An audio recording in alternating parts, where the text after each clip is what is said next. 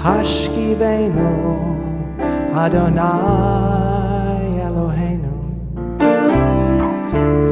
This week's Torah reading is Parshat Terumah. Terumah means an offering or a contribution.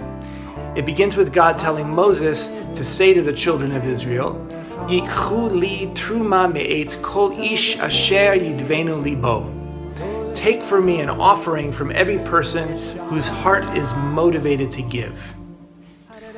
The offerings that they're talking about range from precious metals to animal skins to incense spices to pieces of wood, all things that will be used to build the Mishkan, the portable temple that the Israelites carried with them as they traveled through the wilderness. The word Mishkan comes from the root which means to dwell or to be present, as in the word Shekhinah, which means divine presence.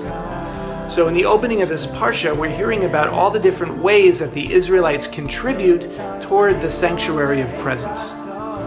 But if we look more deeply, this opening verse gives us 3 hints about how we can be more present in our own actions.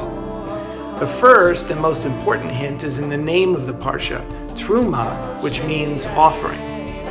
If you want to be present in the busyness of daily life and overcome that tendency to see this moment merely as a means to some future moment, then let your actions be offerings.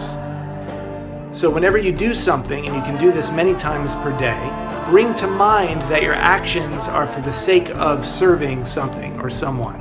The point here is bringing more consciousness into whatever you're doing by acting with a loving spirit. The second hint is implied in the words Kol Ish Every Person. In other words, every person has their own unique path and their own unique gifts. If you go around wishing you were someone else or wishing you were in a different situation, you devalue your own path and you create an inner feeling of separation. But if you constantly take to heart that this moment is the moment to offer what only you can offer, regardless of whether it seems impressive in the external sense, then you can really inhabit your body and inhabit your actions. And that brings us to the third hint that's implied in the words Asher Yidveinu Libo, whose heart is motivated to give.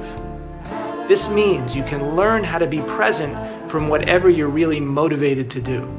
Notice how it feels when you're doing things that you really love, how you're fully engaged and you're just doing it for its own sake, and bring that degree of presence to all of your actions, even when you're doing things that you don't necessarily want to do.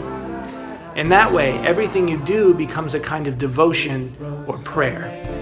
So in this week of Shabbat Terumah, the Sabbath of offering, let's practice making all of our actions into offerings, gathering ourselves back into the fullness of who we are, and opening to the healing and wholeness that flows from that.